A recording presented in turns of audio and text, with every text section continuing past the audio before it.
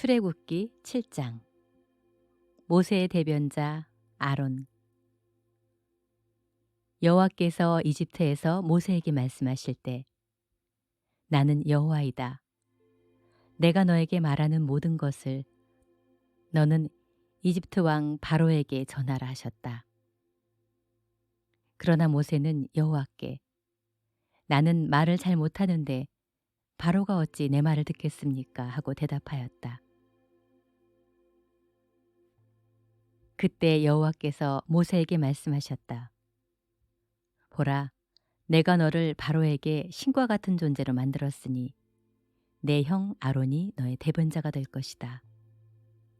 너는 내가 명령한 모든 것을 내 형 아론에게 말하고 그는 그것을 바로에게 말하며 이스라엘 자손을 그 땅에서 내보내게 하라.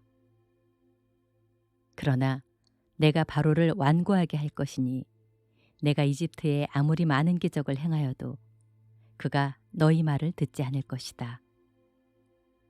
그때 내가 이집트에 무서운 재앙을 내려 그 땅에서 내 백성 이스라엘 자손을 인도해내겠다. 내가 이집트에 내 능력을 나타내어 이스라엘 자손을 그 땅에서 인도해낼 때 이집트 사람들이 내가 여호와임을 알게 될 것이다. 그래서 모세와 아론은 여호와께서 명령하신 대로 하였다. 그들이 바로와 대면했을 때 모세는 80세였고 아론은 83세였다. 뱀으로 변하는 아론의 지팡이. 여호와께서 모세와 아론에게 말씀하셨다. 바로가 너희에게 기적을 요구하며 내가 너희를 보낸 것을 증명하라고 하면 모세 내가 아론에게 지팡이를 바로 앞에 던지라고 말하여라. 그러면 그것이 뱀이 될 것이다. 그래서 모세와 아론은 바로에게 가서 여호와께서 명령하신 대로 했는데 아론이 바로와 그의 신하들 앞에 자기 지팡이를 던지자 그것이 뱀이 되었다. 그때 바로가 지혜로운 자들과 마법사들을 불렀다. 그들도 마술을 써서 각자 지팡이를 던지자 그것이 뱀이 되었다. 그러나 아론의 뱀이 그들의 뱀을 삼켜버렸다. 그런데도 바로는 여전히 고집을 피우며 여호와께서 말씀하신 대로 모세와 아론의 말을 듣지 않았다. 첫째, 재앙의 피. 그때 여호와께서 모세에게 말씀하셨다. 바로가 대단히 완고하여 백성들을 보내는 것을 거절하고 있다. 그러니 너는 아침에 바로에게 가거라. 그가 나일강으로 내려올 것이니 너는 강변에서 그를 만나 전에 뱀으로 변했던 그 지팡이를 손에 쥐고 그에게 말하여라. 히브리 사람의 하나님 여호와께서 나를 왕에게 보내 이스라엘 백성이 광야에서 그를 섬길 수 있도록 그들을 보내라고 말씀하셨으나 왕은 지금까지 듣지 않았습니다. 그러므로 여호와께서 이렇게 말씀하십니다. 너는 내가 여호와인 것을 알게 될 것이다. 내가 모세에게 지시하여 그의 지팡이로 강물을 치게 할 것이니 강물이 피로 변하고 물고기가 죽을 것이며 물에서는 악취가 나서 이집트 사람들이 그 물을 먹을 수 없게 될 것이다. 여호와께서는 다시 모세에게 말씀하셨다. 너는 아론에게 그의 지팡이를 잡고 그것을 이집트의 모든 강과 운하와 연못과 호수 위에 펴라고 말하라. 그러면 그 모든 물이 피가 되어 이집트 곳곳에 피가 있을 것이며 심지어 나무 그릇이나 돌 항아리에도 피가 있을 것이다. 그래서 모세와 아론이 여호와께서 명령하신 대로 바로와 그 신하들 앞에서 지팡이를 들어 강물을 쳤다. 그러자 그 물이 다 피로 변하고 물고기가 죽었으며 물에서는 악취가 나서 이집트 사람들이 그 물을 마실 수 없게 되었고 이집트 곳곳에는 피가 있었다.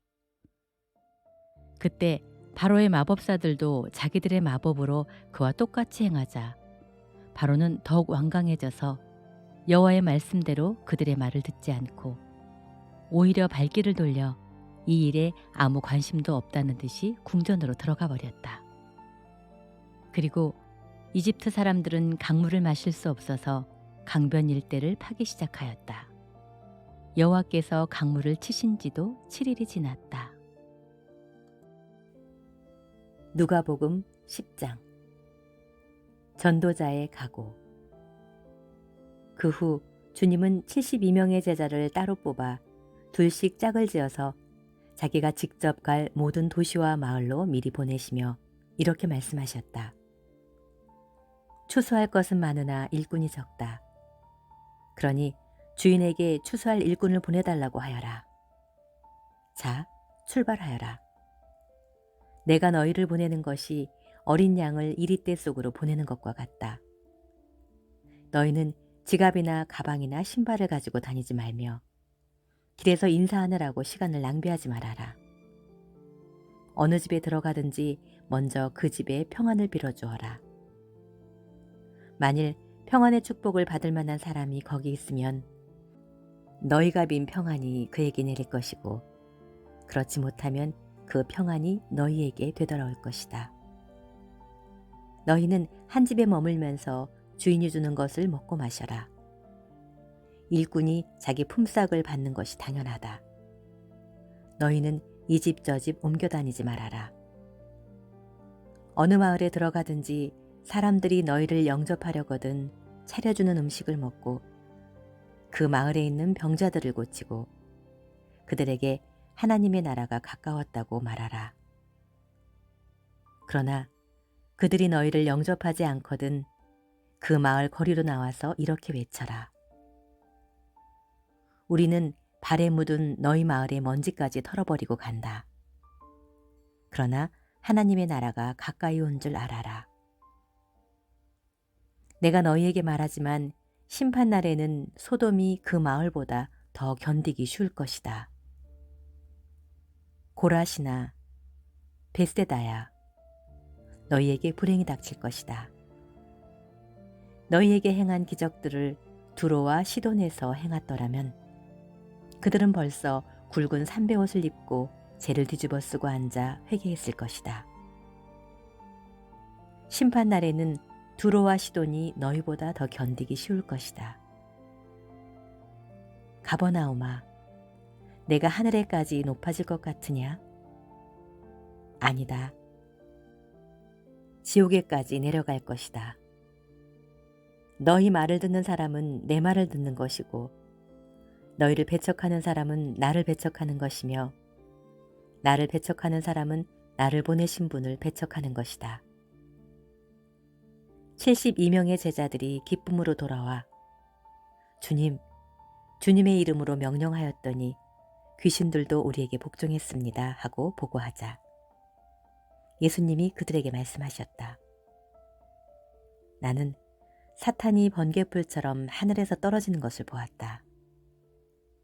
내가 너희에게 뱀이나 전갈을 짓밟고 원수의 모든 힘을 꺾는 권능을 주었으니 이젠 아무도 너희를 해칠 수 없을 것이다.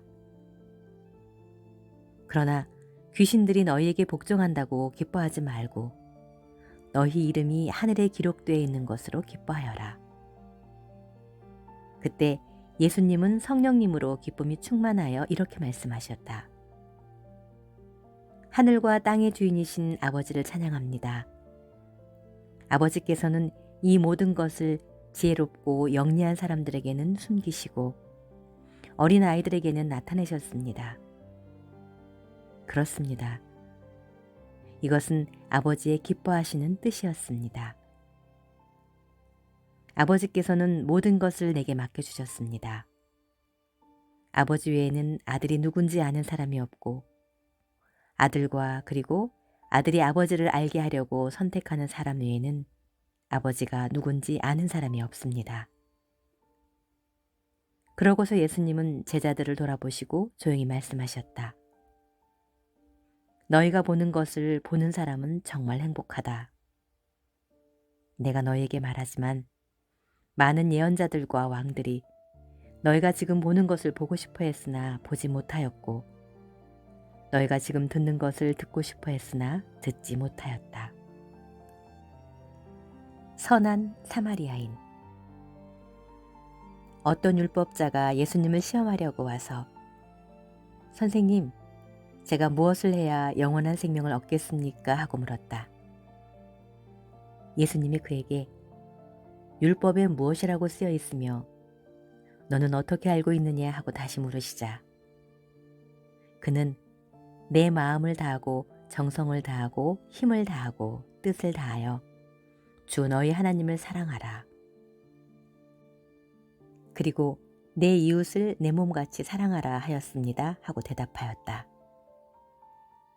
그래서 예수님이 그에게 내 말이 옳다.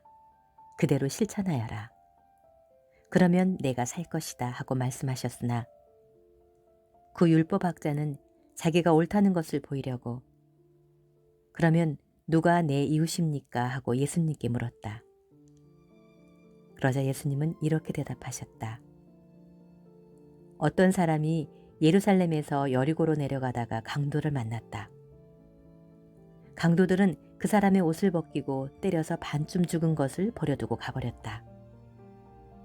마침 한 제사장이 그 길로 내려가다가 그를 보고는 피해서 지나갔다. 그리고 어떤 레위 사람도 그곳에 이르러 그를 보고서 피해서 지나갔다. 그러나 어떤 사마리아 사람은 여행 중에 그 길로 지나가다가 그를 보고 불쌍한 생각이 들었다. 그래서 그는 다가가서 상처에 기름과 포도주를 붓고 싸맨 후 자기 짐승에 태워 여관까지 데리고 가서 간호해 주었다. 이튿날 그는 2데나리온을 여관 주인에게 주면서 이 사람을 잘 보살펴 주시오. 비용이 더 들면 돌아오는 길에 갚아드리겠소 하고 부탁하였다. 그러니 내 생각에는 이 사람 중에 누가 강도 만난 사람의 이웃이 되겠느냐.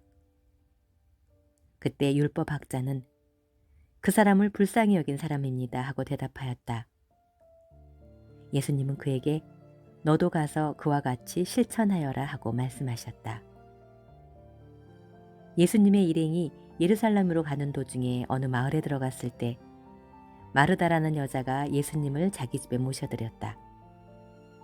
그녀에게는 마리아라는 동생이 있었는데 주님 앞에 앉아 말씀을 듣고 있었다. 그러나 마르다는 여러 가지를 준비하느라고 마음이 산란하였다.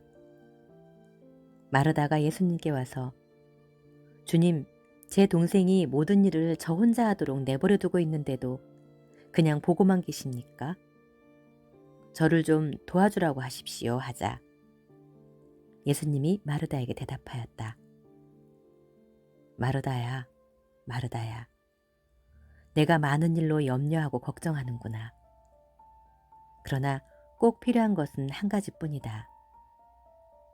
마리아는 좋은 편을 택했으니 아무에게도 그것을 빼앗기지 않을 것이다.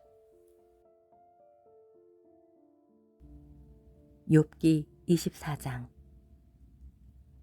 어째서 하나님이 심판의 시기를 정하지 않으시는가?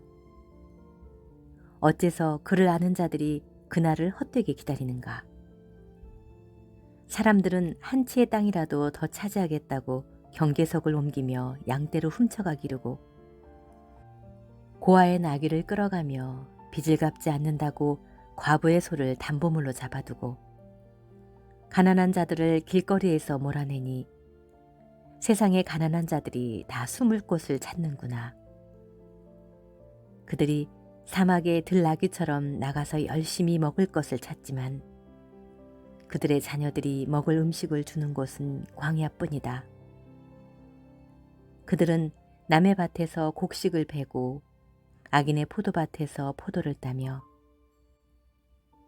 입을 것과 덮을 것이 없어서 온 밤을 추위에 떨면서 맨몸으로 보내고 집이 없어 산중에서 소나기를 맞으며 바위 곁에서 웅크리고 있다.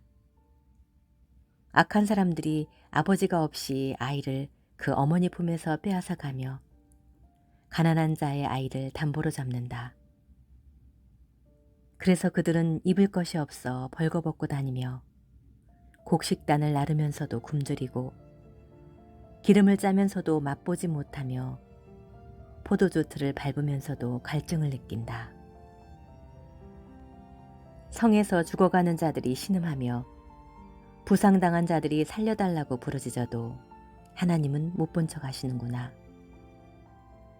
빛을 싫어하는 자들이 있으니 이들은 그 길을 알지 못하고 그 길에 머물러 있지도 않는 자들이다. 살인하는 자는 새벽에 일어나서 가난한 자를 죽이고 밤에는 도둑질을 하며 간음하는 자는 해가 저물기를 바라고 아무도 나를 보지 못하겠지 하고 자기 얼굴을 가린다. 도둑은 밤이면 남의 집을 부수고 들어가지만 낮에는 문을 닫고 들어앉아서 빛을 보지 않으려고 한다. 이들에게는 캄캄한 밤도 아침과 같아서 흑암의 공포에 친숙해진 자들이다. 그러나 그들은 물거품처럼 지상에서 사라지고 그들의 땅은 저주를 받을 것이며 그들이 다시는 자기들의 포도밭을 거닐지 못할 것이다. 가뭄과 더위가 눈을 삼키듯이 무덤이 죄인들을 삼켜버릴 것이며 그들의 어머니까지도 그들을 잊어버리고 구더기가 그들을 달게 먹을 것이며 다시는 그들을 기억하는 자가 없을 것이니 그들은 나무처럼 꺾어지고 말 것이다. 그들은 임신하지 못하여 아이를 낳지 못하는 여자를 이용해 먹고 과부에게 선을 행하지 않았다. 때때로 하나님이 그의 능력으로 부자들을 보존하고 살 수 없는 처지에서도 그들을 살려주며 또 그들에게 자신감과 힘을 주시고 여러 가지 면에 그들을 도와주시는 것처럼 보인다.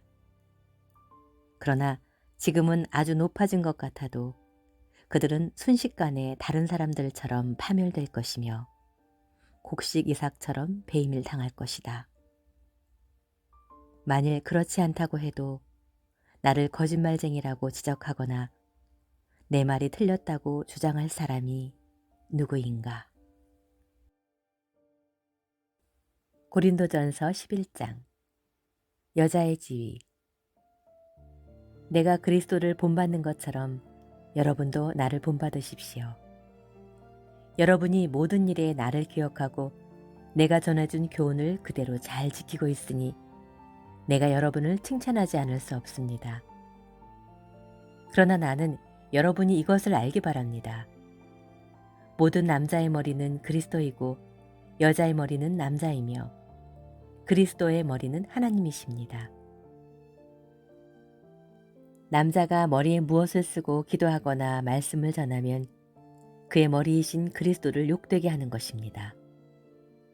또 여자가 머리에 아무것도 쓰지 않고 기도하거나 말씀을 전하면 그녀의 머리인 제 남편을 욕되게 하는 것입니다.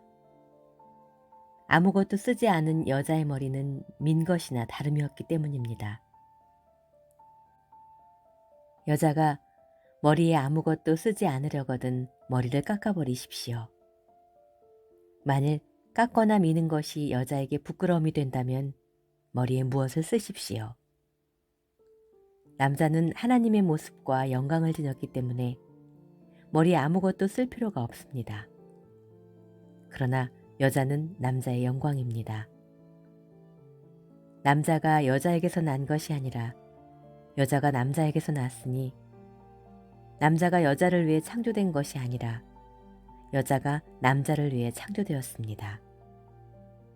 그러므로 여자는 천사들 때문에 남자의 권세 아래에 있다는 표로 머리에 수건을 써야 합니다. 그러나 주님 안에서는 남자 없이 여자가 있을 수도 없고 여자 없이 남자도 있을 수 없습니다. 그것은 여자가 남자에게서 창조된 것과 같이 남자도 여자를 통하여 태어났기 때문입니다. 그리고 모든 것은 하나님에게서 왔습니다. 여자가 머리에 아무것도 쓰지 않고 하나님께 기도하는 것이 옳은 일인지 여러분은 스스로 판단해 보십시오.